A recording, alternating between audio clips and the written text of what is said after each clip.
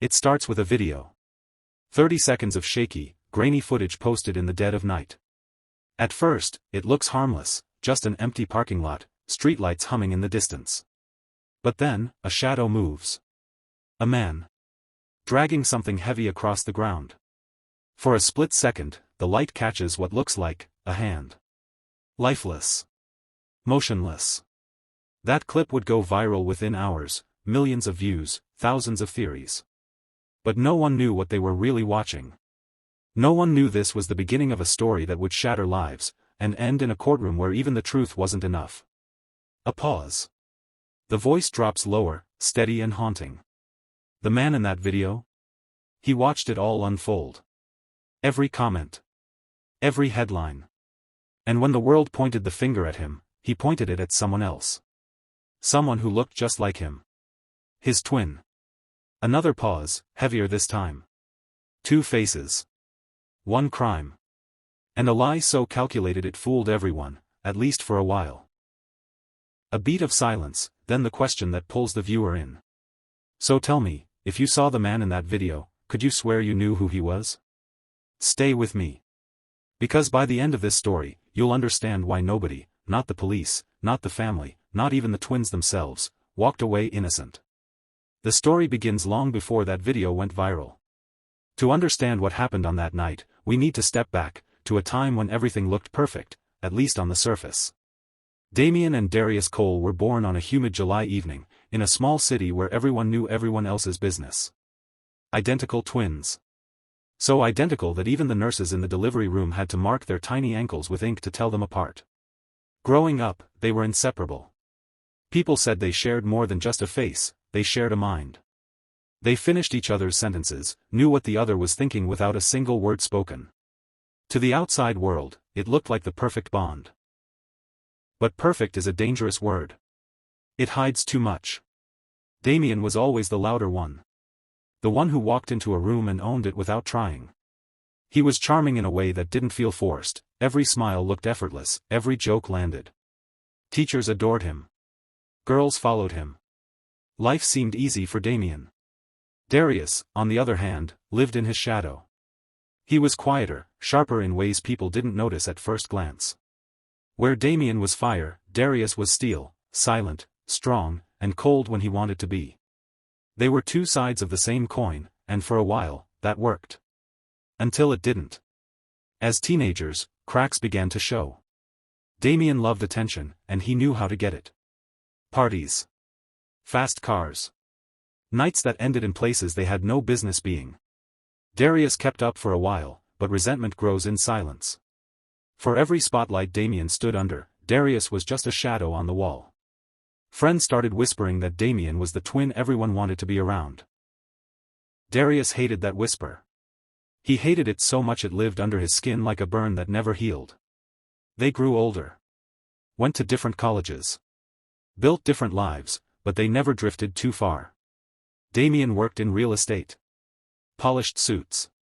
Fancy cars. He played the role perfectly, the successful young man who had everything. Darius? He was in IT, the guy who could disappear behind a screen and stay there for hours without anyone noticing. He wasn't flashy, and he didn't care to be, or at least that's what he told people. Truth was, he cared more than anyone knew. And then came Layla Monroe. 28 years old. A name that sounded like music when she introduced herself. Layla wasn't the kind of woman who blended into the background. She had presence. The kind you feel before you even see her. Long braids that framed a face so delicate you'd think it was carved by hand. Layla lived for moments. Coffee dates in tiny cafes.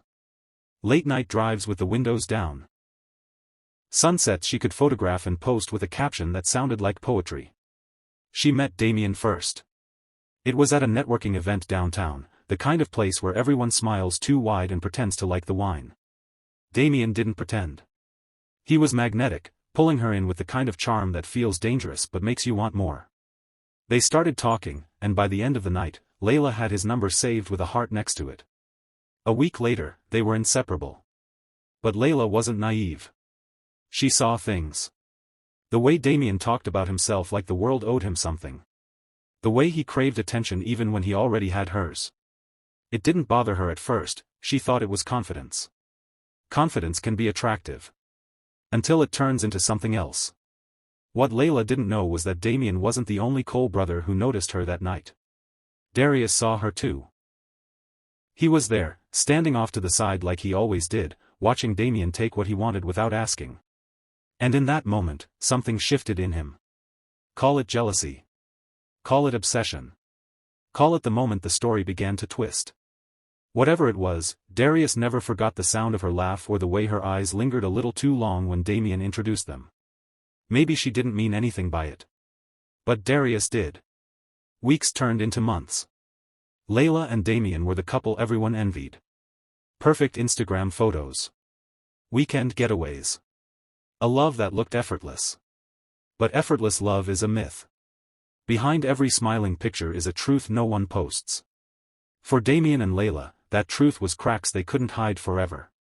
Damien started pulling away. Layla started asking questions. Arguments followed, small at first, then louder, sharper, the kind that leaves silence sitting heavy in the room after it's over. Layla wanted commitment. Damien wanted freedom. Two different maps leading to two different futures. And somewhere in the middle of all this, Darius was still there. Waiting. Watching. Every time Damien slipped, every time Layla's voice shook with frustration, Darius saw opportunity. He started texting her, innocent at first. A check-in when Damien forgot to call. A joke when Damien made her cry. And Layla, maybe out of loneliness, maybe out of curiosity, didn't push him away. She didn't run toward him, but she didn't run from him either. And that was enough for Darius. Enough to believe there could be more. August 14th. A Saturday. The kind of night when the city hums with life, music spilling from bars, headlights stretching down wet streets, strangers laughing like nothing bad could ever happen. Layla Monroe had plans that night. Dinner with friends at a spot downtown, one of those rooftop places with fairy lights and cocktails named after cities. Her last text went out at 11:12 p.m., a photo of the view, captioned, "Perfect night." No one knew it would be the last time they'd hear from her alive. Damien was supposed to meet her there. He didn't. Friends asked about him, and Layla brushed it off with a smile that didn't quite reach her eyes. "He's busy," she said. But the truth was heavier. Things between them had reached the breaking point. 2 weeks of arguments, 2 weeks of slammed doors and cold shoulders. Layla was tired of being second to Damien's ego. And Damien? He was tired of being questioned. Neither of them said it out loud, but this wasn't love anymore. It was a war neither wanted to admit they were losing.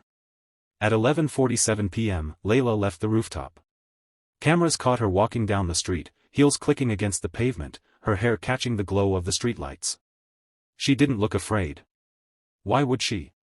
She was heading toward her car, ready to go home, maybe ready to call Damien one last time and demand answers. But that call never came. By midnight, she was gone. Her friends tried texting. Then calling. No response. At first, they didn't panic. But by morning, when the sun rose and there was still no sign of her, the worry started to spread like cracks in glass. By noon, her face was everywhere. Text threads. Instagram stories. Facebook posts begging for information. Her family called the police at 3 p.m., and that's when the clock started ticking. Detectives began with the obvious. Where was she last seen? Who was she with? The security footage gave them a timeline. 11:47 p.m., Layla leaves the bar alone. After that? Nothing. No trace. No sightings. No car moving past any major intersections. It was as if she vanished into the night. Until someone posted a video. It wasn't clear at first. A shaky clip uploaded to TikTok at 4 a.m. with a caption that read, "What the hell did I just see?" The video was short, less than a minute. It showed a parking lot, empty, except for one figure. A man. Broad shoulders. Dark clothes. Dragging something heavy across the asphalt. The lighting was bad, the camera worse. But for 1 second, when the streetlight flickered overhead, you could see something sticking out from what he was dragging. Something pale. A hand. The internet exploded. Was it real? Was it staged? People argued, dissected every frame, brightened the clip, slowed it down. And that's when they saw it. The man's face. Blurry, but clear enough. He wasn't a stranger. He was someone the internet would soon know by name. Detectives got the video the same night. They pulled it, enhanced it, froze it frame by frame. The figure wore a hoodie, the hood pulled tight. But the jawline, the shape of the eyes, it was enough. Enough to make them knock on a door 24 hours later. Damien Cole's door. When Damien answered, he didn't look surprised. Not the way most people do when police show up asking questions about murder. He was calm. Too calm. They showed him the video. They asked him where he was that night.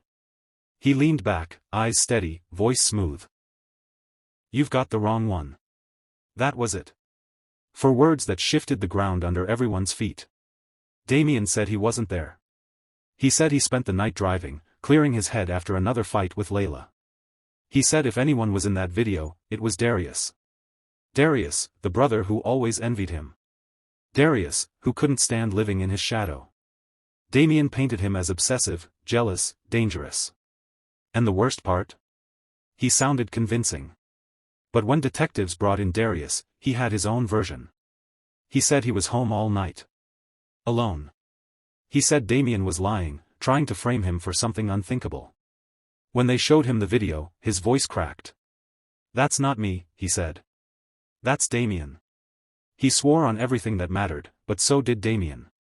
And the more they questioned them, the more the truth twisted into something impossible to untangle. Then came the evidence. The SUV in the video? Registered to Damien. The shoes worn by the man in the clip? Rare Nikes. Damien owned a pair. But Darius knew things he shouldn't have known, details about Layla's last movements, things only someone close to her would notice. Detectives started digging deeper. Into their phones. Their messages. And what they found turned suspicion into chaos. Damien and Layla's relationship was hanging by a thread. Days before she vanished, she texted a friend saying, "If anything happens to me, look at him." But buried in her phone was something else, messages from Darius. Friendly at first, then flirty, then almost intimate. Darius denied it. Said Damien hacked her phone, planted the texts to frame him. Damien laughed when he heard that. But the truth? The truth was murkier than anyone could have imagined. The internet didn't wait for answers. By the second day, hashtags were trending. Hashtag justice for Layla. Hashtag the twin case. People turned into detectives overnight, scouring social media for clues. Every photo, every video, every post from the brothers was dragged into the spotlight. People picked sides. Team Damien. Team Darius. But here's the thing about secrets, the more you dig, the uglier they get. Detectives found cameras near the restaurant. Cameras that showed Damien's SUV circling the block around midnight. They found a parking receipt in Darius's car timestamped at 12:15 a.m., blocks away from where Layla disappeared. Both brothers swore they had nothing to do with it. Both brothers were lying about something. The question was, which one was lying about everything? And then, just when it seemed like the case couldn't get more tangled, a second video surfaced. A dashcam from a car parked near the lot. It showed two figures. Two men. Both wearing hoodies. Both moving something heavy toward the back of the SUV. The internet lost its mind. So did the police. Because if that video was real, and it was, it changed everything. This wasn't one man and one crime. This was two brothers. Two faces. And one plan that went further than anyone imagined. The moment the second video surfaced, the investigation stopped guessing and started hunting. Detectives didn't announce the breakthrough. They never do. They quietly pulled the dashcam footage, ran it against traffic cameras, and stitched together a map of movement that stretched across the city.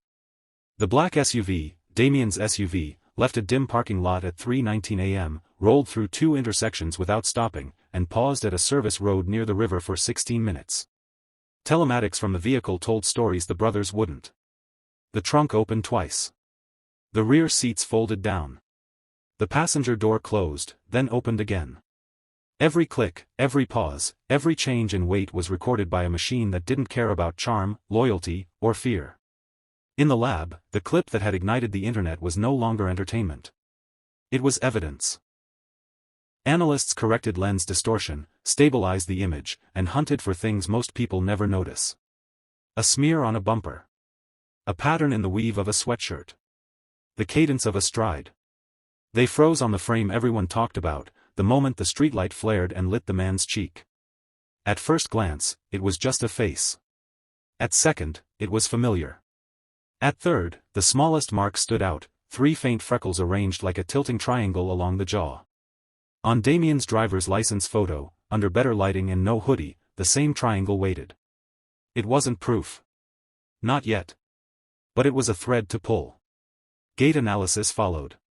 They measured the angle of footfall, the degree of knee bend, the timing from heel strike to toe off, the tiny dip of the right shoulder as weight transferred forward. They compared it to surveillance of both brothers entering a courthouse months earlier for a parking dispute, to a clip from a gym security camera, to a birthday video their mother posted on social media. Darius planted his right foot differently due to a high school soccer injury, his push-off curved outward. The figure in the viral clip did not. The figure moved like Damien, balanced, centered, and quick. Science didn't shout. It whispered. But the whisper was getting louder. The dashcam footage carried a surprise of its own. The internet swore it showed 2 brothers, shoulder to shoulder. But when analysts enhanced the frames where the second figure turned his head, the ear shape didn't match Darius. The helix of the ear pinched inward at the top, a small notch like a bite taken from the rim. Darius's ear was smooth. In a case about faces, ears were the tell. Still, detectives didn't announce it. They held it close and waited for it to meet something heavier. That heavier thing came from dust, pale grit trapped in the treads of Damien's rear tires. Under a microscope, it wasn't just dust. It was a blend of crushed limestone and river silt, seeded with pollen from reed canary grass that bloomed along a stretch of floodplain no one visited after midnight except people chasing trouble. Officers pushed through tall grass at first light and found tire impressions matching the SUV's track width and tread pattern. 10 feet from the waterline, the soil was disturbed, heavier than the rest. Cadaver dogs froze at the edge of a mound shaped by clumsy hands working in the dark. Beneath plastic sheeting and layers of hurried soil lay the woman whose smile had once filled every screen in her circle. They didn't need an ID to know who she was. But they got one anyway. Teeth don't lie. Back at the station, the case gained weight with a speed that felt unreal. The plastic wrap around Layla's body was painter's sheeting cut from a roll, not factory pre-cut. The duct tape had a jagged edge where someone had torn it by hand in a rush. Jigsaw matching those fibers to a half-used roll recovered from Damien's garage made the tape itself a witness. On the sheeting, embedded in static cling along one folded corner, was a single thread of metallic rose fabric, tiny, almost invisible. Friends confirmed Layla had worn a dress with a glinting sheen 2 nights before she disappeared. The thread became a path between a party and a grave. There was more. The SUV's carpet hid glitter the eye couldn't catch at a glance, flecks that didn't come from kids' crafts or holiday cards. Under lab lights, they matched cosmetic-grade shimmer from a brand Layla favored. It clung to the fibers behind the rear seats, pressed into the weave by something heavy moving across it. Damien's calm began to crack at the edges, not because of a single piece of evidence, but because of how neatly the pieces fit. He had an answer ready for almost everything. Yes, the SUV was his, but anyone could borrow a car. Yes, the dashcam showed his vehicle, but the second figure was his brother. Yes, the tape looked like his, but tape is tape. When the detectives asked about the riverbank, his jaw tightened for the first time. He said he'd pulled off there to make a call, to think.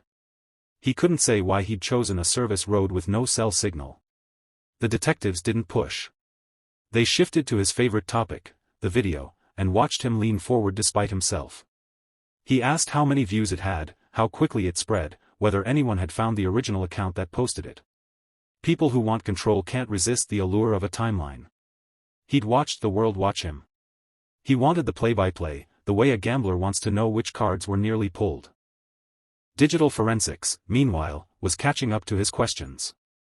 The viral TikTok clip came from an account created 3 days before Layla vanished. The username looked random, but the recovery email routed to a domain registered with a prepaid card.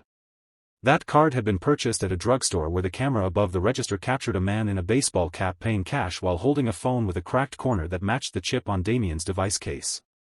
The Wi-Fi used to upload the video belonged to a co-working space on the other side of town.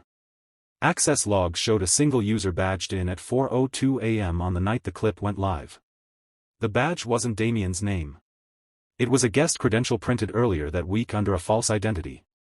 Problem was, the printer required a staff override, and the staffer who helped remembered the guest because he kept his head down and wore a suit at an hour when everyone else was in hoodies. The staffer liked shoes. He noticed the guest's sneakers were rare, with custom lace tips.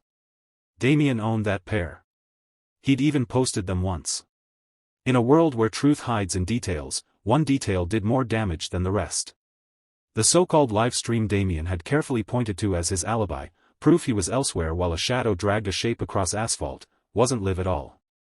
The streaming service's internal logs revealed the session was fed through software that can make pre-recorded footage appear live. The file had been created 2 days before the night in question. Its reflection appeared on a glossy table in his living room when the video panned too smoothly to be an accident. Freeze the frame, and a lamp that had been moved by a cleaning crew hours earlier was back in its old spot. Time doesn't make mistakes like that. People do. They brought Damien back in, not in cuffs, not yet, but with the kind of politeness that signals the end of leeway. He asked for coffee. They let him choose the cup.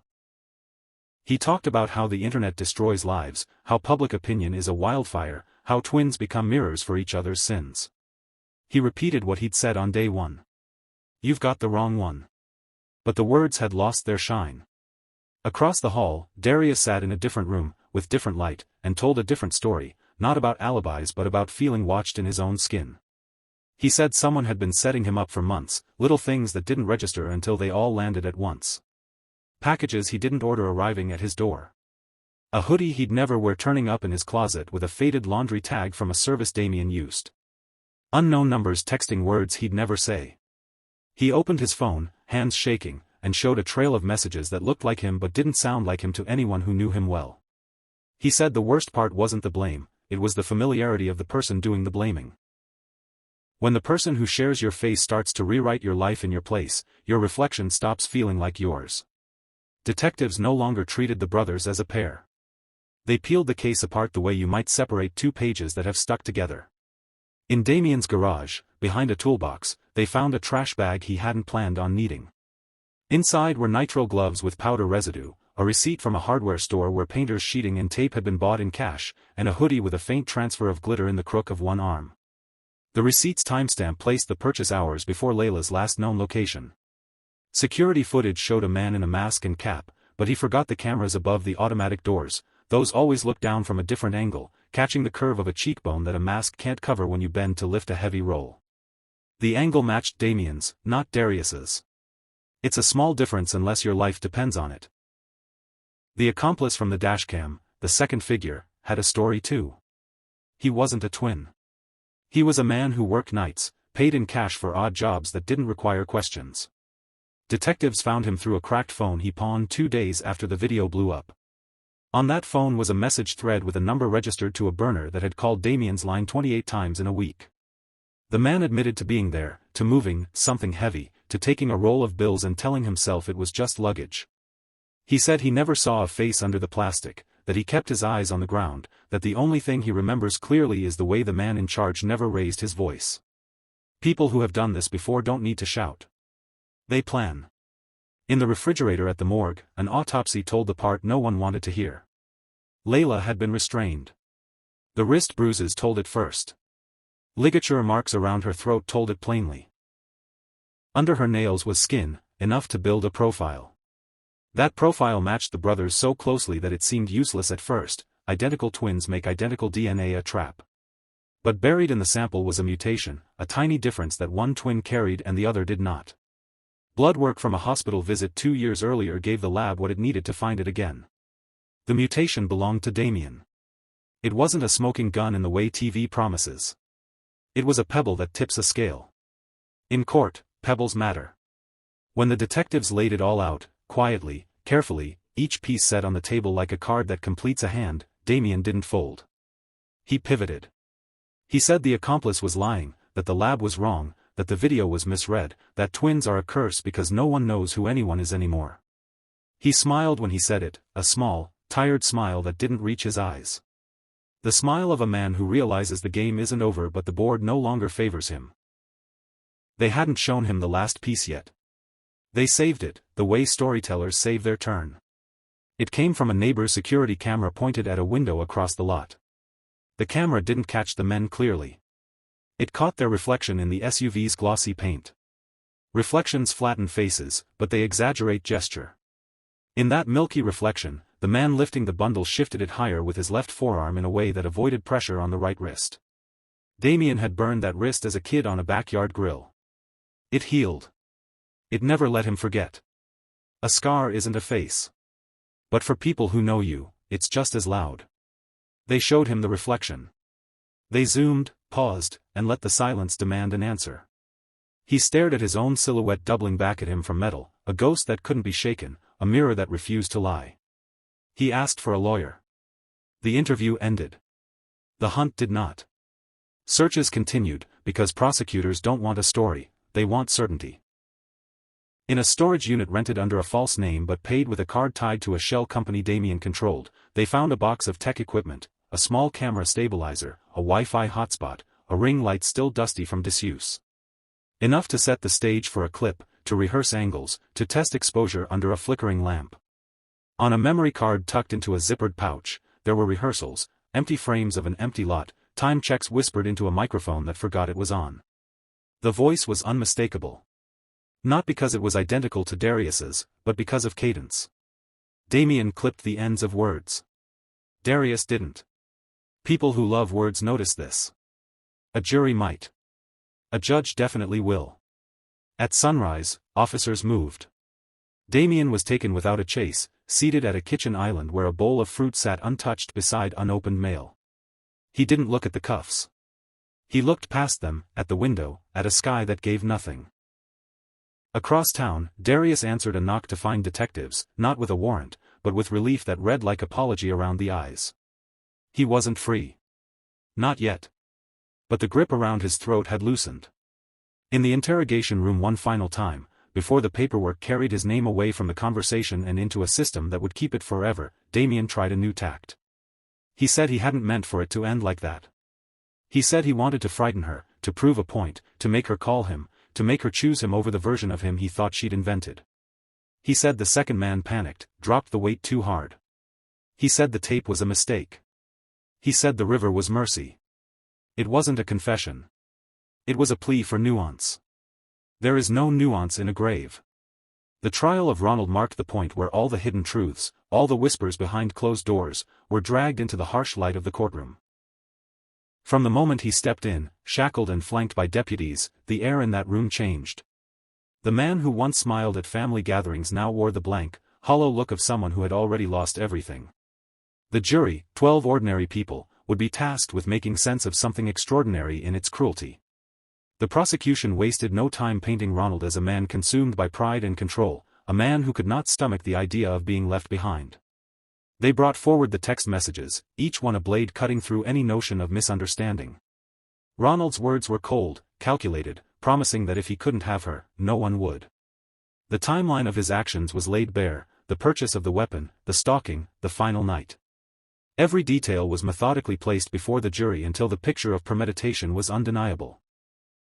The defense tried to counter, arguing temporary insanity, claiming Ronald acted in the heat of passion, overcome by emotion he could not control. They called on old friends to speak of his character, his years as a family man, the smiling photos from holidays past. But none of it mattered when the forensic evidence took center stage. The gunshot residue on his hands. The blood pattern analysis. The damning security footage that showed his car near the scene, minutes before everything changed. The truth was a weight no amount of excuses could lift. When the jury finally filed back in after hours of deliberation, the room held its breath. The foreman rose, voice steady but heavy. "We, the jury, find the defendant guilty of first-degree murder." Ronald didn't flinch. He stared straight ahead as the judge pronounced the sentence, life without parole. The gavel struck, but the sound was hollow. For the family, there would never be true closure. For Ronald, there would never be freedom again. The aftermath was a storm of emotions. Her family was left shattered, clinging to photographs and memories. The community that once believed in love and loyalty now whispered about betrayal and violence. People asked the same question over and over: how does a man go from loving father to convicted murderer? And the truth was as brutal as the crime: love twisted by obsession can become a weapon sharper than any blade. Her name now stands as a reminder. A reminder of how quickly trust can turn to terror, how control masquerades as affection, and how silence in the face of warning signs can cost a life. This case, like so many others, forces us to look closer, to listen harder, to recognize that danger doesn't always come from strangers. Sometimes, it sleeps beside you. If this story gripped you as much as it shook us while telling it, don't let it end here. Share it, talk about it, and most importantly, stay aware of the warning signs around you. For more real cases, deep dives, and stories the world won't let you forget, make sure you subscribe, hit that notification bell, and join us as we continue to uncover the truths that hide in plain sight. Stay safe. Stay vigilant.